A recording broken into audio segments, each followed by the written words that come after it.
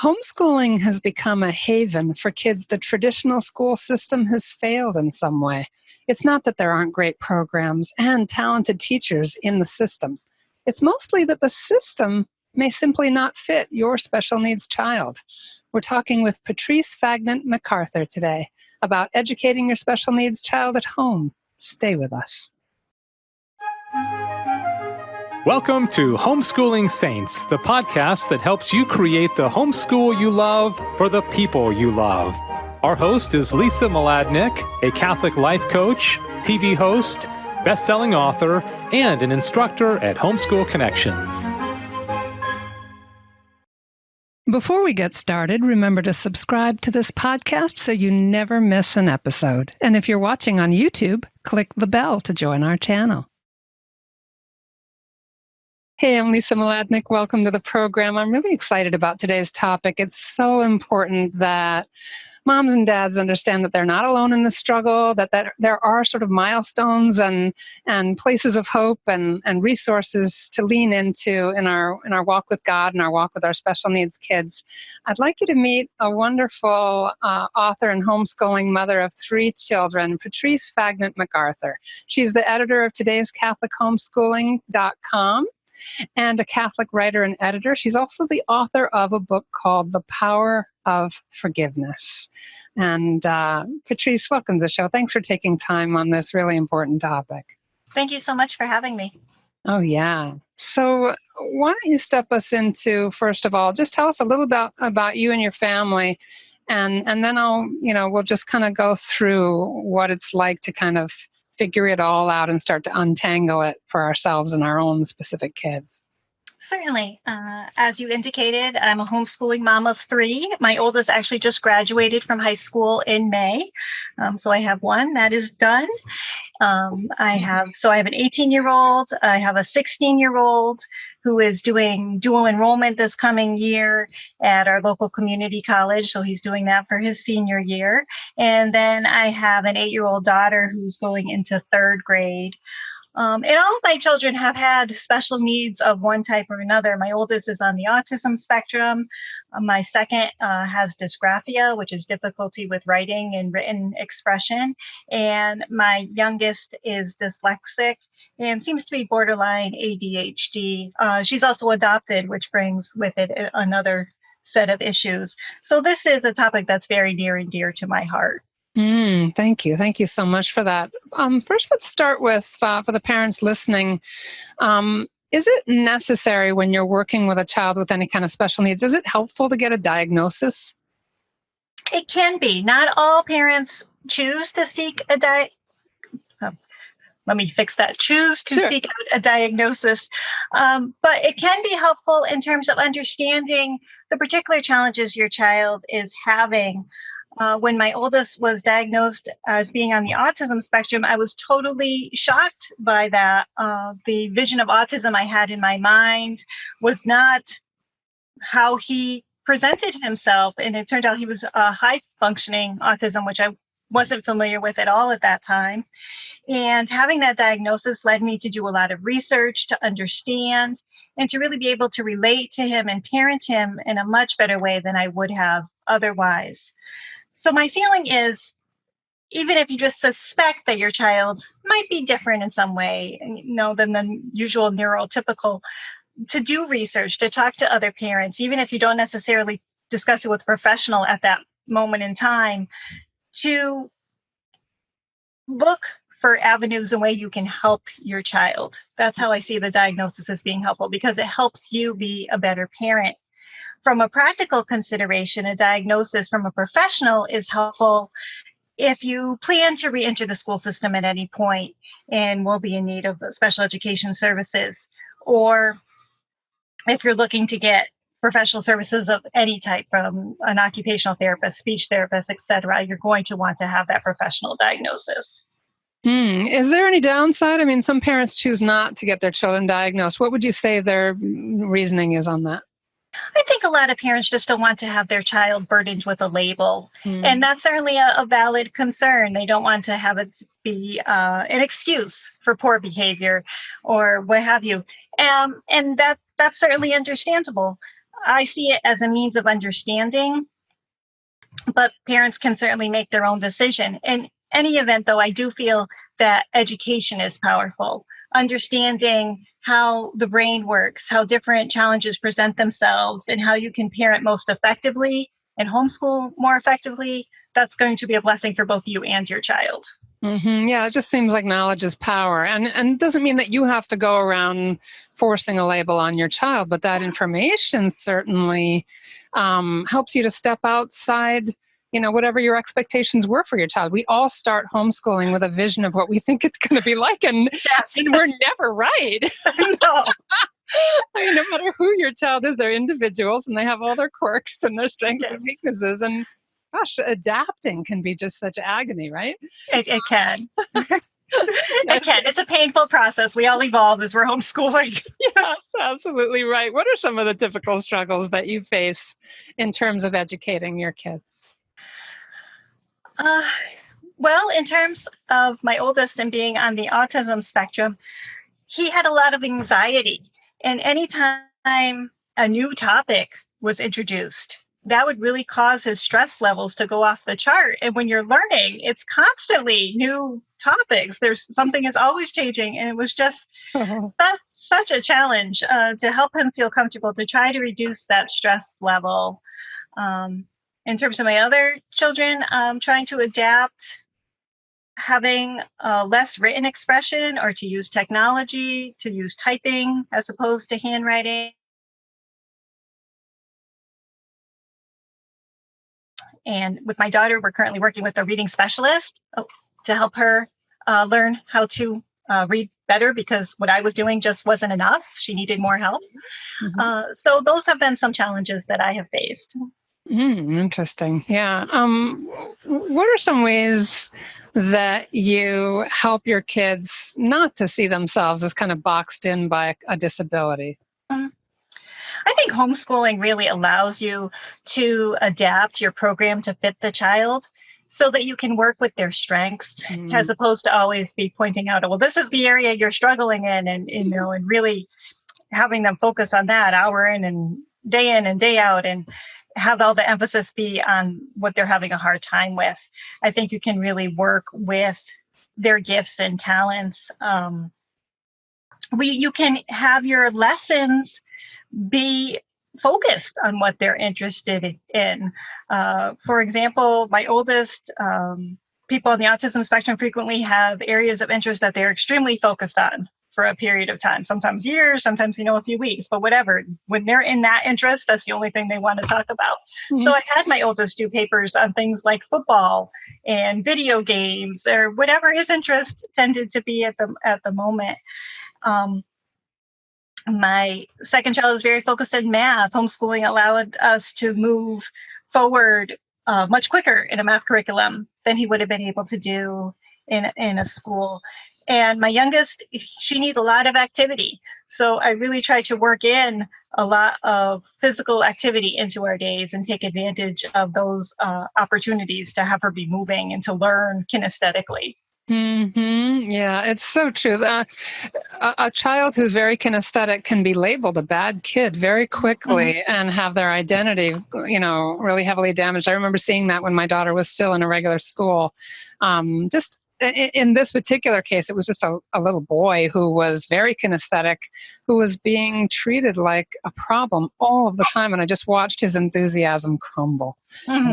So it's just so nice to hear a mom looking at her children, seeing them clearly, being able to adapt to support who they naturally are, instead of always having to negate them by, pushing that round peg into a square hole. Absolutely. Absolutely. That is the great gift of homeschooling. Yeah, and it's interesting how the special needs kid is really benefiting from all the same things everyone else is.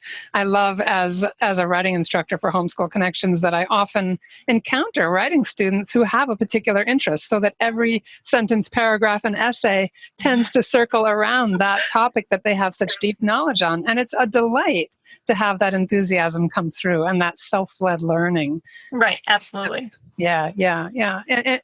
What kinds of qualities do you see developing in your kids as you're adapting to their strengths? What are you seeing emerging?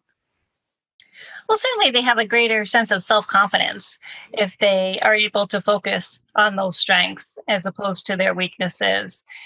They still need to go out and function in the world. I always try to make sure that my children are involved in a lot of extracurricular activities so they are learning those valuable social skills.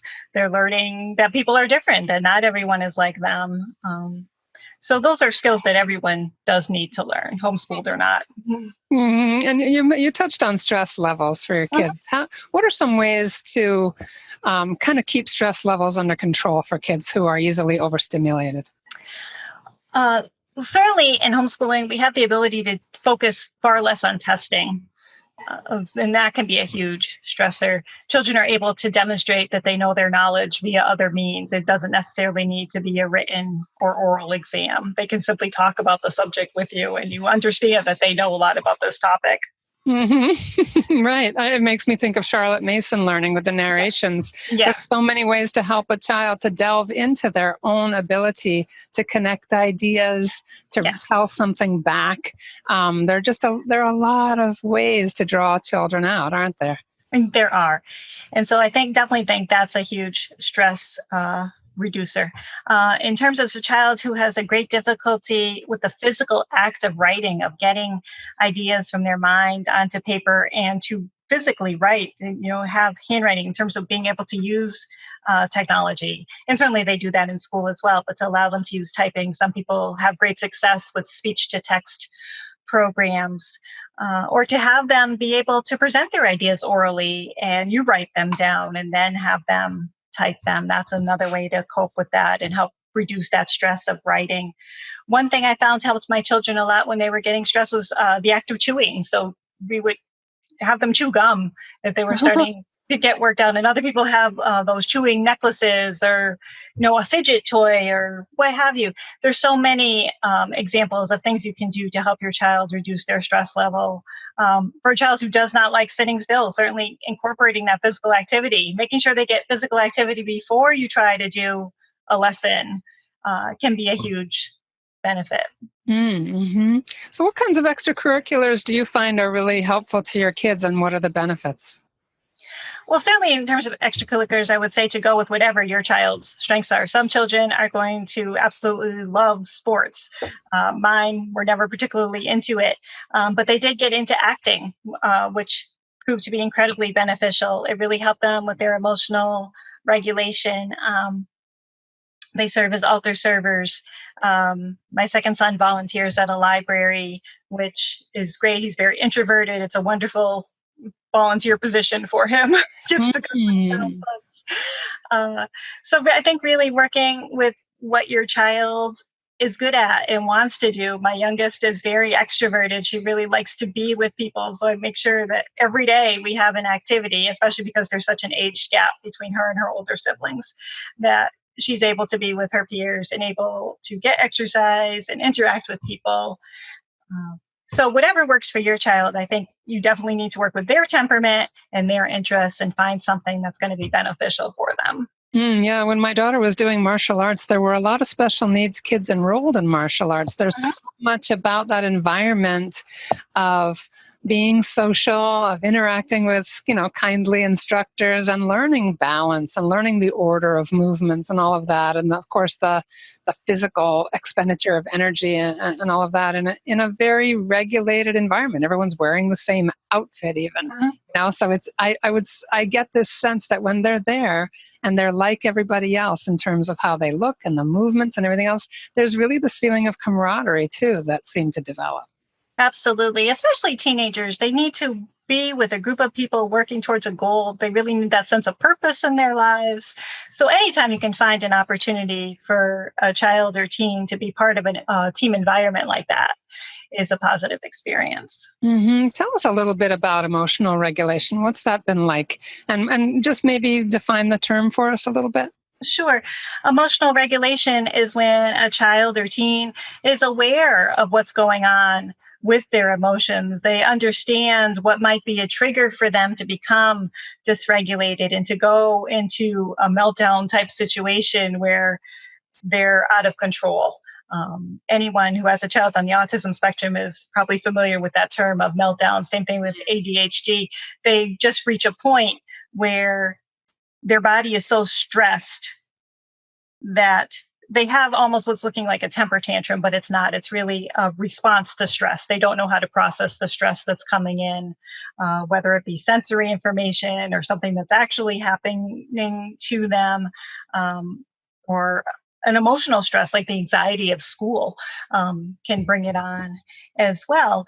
And so you want your child or teen, especially as they grow, to be able to manage that a little bit better. I know with my oldest, it took a lot of counseling, and certainly acting classes helped to get him to the point where now he recognizes what his stress is. He can be aware, oh, I haven't had anything to eat for a while. If I have something to eat, I'm going to feel better and be better able to face whatever is going on in my life. I need to make sure I get enough sleep in order to function well. Mhm.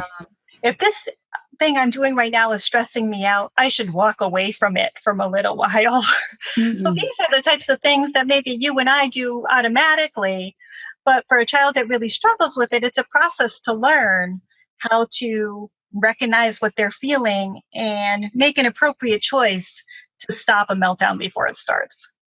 Yeah, I'm thinking of the Rizzos. They're a couple that have created beautiful mass resources for Mhm. children on the autism spectrum.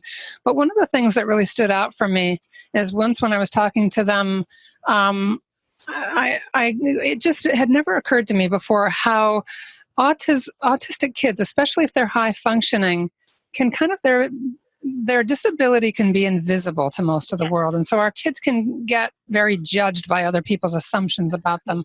Like a kid who maybe just looks older than he is, but isn't on the autism spectrum might get judged for acting younger than they think Right. or whatever Right. it is. I mean, we all can have our kids misjudged. Mhm. But certainly a child who's struggling with reading social cues or being appropriate in a certain place or getting overstimulated during mass or something like that Yes. probably draws a certain amount of pressure from people around you. What is that like, and how any tips for parents dealing with that? It can be extremely challenging. I always said about my oldest, he would look very normal until all of a sudden he didn't, and it would be like flipping a switch. And I mean, fortunately, I haven't encountered a whole lot of judgment. I mean, most of the judgment probably came from more inside of my head, being more concerned about what people were thinking versus what people were actually thinking. Um, but it can be so difficult to be in those situations and to feel like people are judging you and to compare your child to other children. It's so important to try not to do that, and it's so hard in today's world, especially with social media. You go looking through social media, it's like, oh, look what all these kids are doing and mine isn't doing that. And it can be hard to you get caught up in that hamster wheel, and it's important to focus on your child, to focus on their gifts, and to express gratitude to God for the children you have. And that's a daily process. It's something that you keep working on day Mhm. by day. What about self-care, Patrice? It's like you have a lot of extra stress in your life Mhm. because you have to work harder at making the whatever milestones are possible for your kids, and you have to be more creative, a lot more dedicated in some respects. What are some ways that you keep yourself from getting completely burned out? Self-care is important. It's important for all moms, and I haven't always been the best at it. I'm the first one to admit it. Now that my children are older, thankfully, I do have more time to focus a little bit more on myself. But things that I've always tried to do is go for a walk every day. Not necessarily a long walk, maybe 20 minutes, but enough to get some exercise and help my mental health. Certainly, making time for prayer every day. That's the number one priority. If you don't have prayer, you're not going to be able to get through motherhood. Um, you know, for me, enjoying some chocolate has always been a bit of self care. 'Cause I enjoy chocolate. Oh Um, yeah, me so it's, too. it's the little things that you do, like what makes you happy and feel fulfilled. Doing some reading, working on my writing. Those are things that help me feel more like a person. Mhm. There's probably a better way to say that, but in terms of self-care and treating yourself as an individual instead of just being mom, I think is important. Well, yeah, I mean, being a mom can be very draining. You can sort of feel like your identity is draining out Mhm. into the things you do instead of who you are. It's Mhm. that whole struggle between being and doing, right? But that prayer time helps us to just be with He who Yes. is and is, gives us our existence, and just that walking and that bite of chocolate and maybe a cup of coffee or whatever it is, or maybe a Yeah. few minutes chat with a good friend or some other diversion that just helps us. I know friends I know as a life coach that a lot of my clients have certain things that can kind of help recalibrate them, whether it's Right. digging in the garden Mhm. or going to adoration or whatever it is, that finding that thing can be really helpful, can be very Right. stabilizing. Mhm. You mentioned having good friends. I think that's so important for homeschoolers. Uh, to have both in real life friends and online friends. We're so blessed today through social media to be able to connect with homeschoolers around the world. And there are groups set up for people who are homeschooling children with special needs of various types. And they can definitely be your tribe in terms of when you've had a bad day or you need help or advice. And those in real life homeschoolers that you know in your community, to be able to get with them and sit with them and chat is a great blessing as well. And I think the more we talk with other moms, the better we get at it, the more we help others without even realizing it sometimes, just sharing our struggles, having the courage to say out loud, my day didn't go anything like the way I planned it. I had to give it up to God today. Or, you know what? I was in tears before breakfast today, but knowing I was going to come and see you guys today really lifted my spirits or something like that. Like Absolutely. that truth telling, I feel like helps just banish the isolation that is the enemy, I think, of family life. We really need to be connected. Yes, we absolutely do. And they can be such a support to you and you to them. And it's a friends are a true blessing. What other things have been good resources for you? Any kind of resources, whether they're books or people or online, kinds of things have been a help. I definitely feel online communities have been a huge help. The Facebook groups, in terms of homeschooling, special needs, have been huge. Connecting with other parents of children on the spectrum or those who struggle with reading or writing or whatever skill has been hugely beneficial. Just to understand that you're not alone. I think that's the biggest thing. Sometimes we can feel so isolated or feel like we're the only one who's struggling or having a bad day. And then you realize there are other people out there and maybe they have a suggestion or maybe all they can offer is prayer for you, but that prayer can be so powerful. Oh. And yeah, those groups have been hugely beneficial. Yeah, I think it would be great if all homeschoolers said a little prayer every day for other homeschooling families, Yes, whatever their needs. Because I know when I ask for prayer on social media, I always feel a lift. It's absolutely. palpable. I mean, and I thank them so much for that because we are so connected with other people who have very heavy crosses and Mhm. really know how to pray. They Yeah. understand the power of it and they can pause for a moment in their day and help to channel some grace your way. What are there, just anything in closing, Patrice, final thoughts for other moms and dads at any point in this journey with special needs children? I think definitely understanding that it is a struggle. It is a burden. They are carrying an extra cross, and homeschooling is not easy for anyone. Homeschooling is a challenge. It's a calling from God. But I do believe that if He calls you to it, He also gives you the strength to do it. And it won't be the strength, you don't get like this strength for the next 12 years in one big package. You get the strength for today. Focus on today, whatever challenge your life is facing today, and to bring all your worries to God in prayer. Anything you're worried about with your children. I know I pray for our homeschool daily. I pray for their education. I pray for their jobs. I pray for learning how to drive.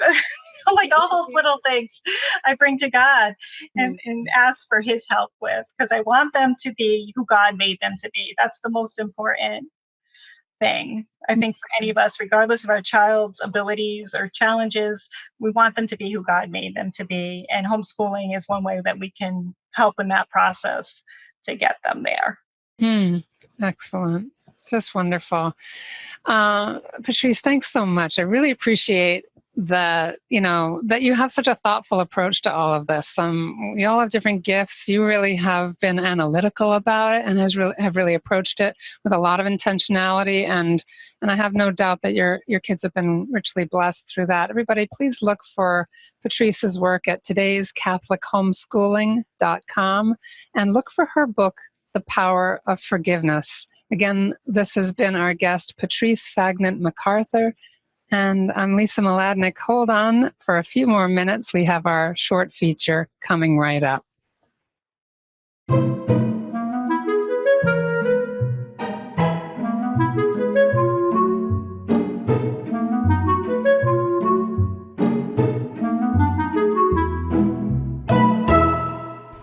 Hello, my homeschooling friend.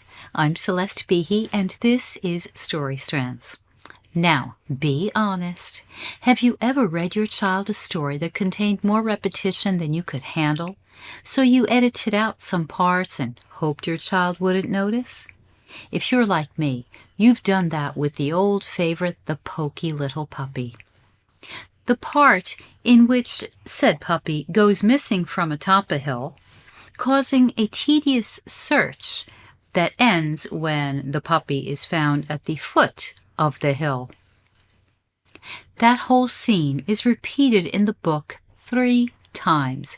And if 3 is also the number of times the baby woke you up last night, and also how many cups of coffee you needed to drink before 9 a.m., you just want story time to be over. I feel your pain. But did you know that the very repetition that is boring to you and me is actually beneficial to children? Studies show that repetition helps children remember information and build memory. Repetition is also comforting to children because the predictability lets them know what to expect. Repetition in stories allows children to join in the storytelling, thus building their confidence. Those are compelling reasons to use repetition. Here are 3 ways that you can include repetition in your original storytelling. Number 1. Use a circular format by beginning and ending your story with similar phrasing. For example, start with, "This is a story I heard when I was a young child," and end with, "This is a story I heard when I was a young child, and now you have heard it too." Number 2, choose a phrase to repeat throughout. For example, "I'll huff and I'll puff," etc. When you first use the phrase in your story, say it with emphasis. Next time you use it, have your child say it with you, and the 3rd time, have your child say it by himself. Number 3, take an incident, say an old lady swallowing a fly, and repeat it, but add a twist with each repetition. In the classic tale, the old lady swallows first a fly, then a spider, then a bird, and so on. Similarly, go ahead and play with the details of your story, but keep the basics of the repeated incident constant. Do you want your child to benefit from the stories you spin? Then tell your tales with a circular format, a signature phrase, and a recurring incident. I'm Celeste Behe. Please come visit me at celestebehe.com, and thank you for tuning in to Story Strands. And that's our show for today. Our program is sponsored by homeschoolconnections.com. Be sure to subscribe to Homeschooling Saints and leave us an honest review. God bless you, and thank you for joining us.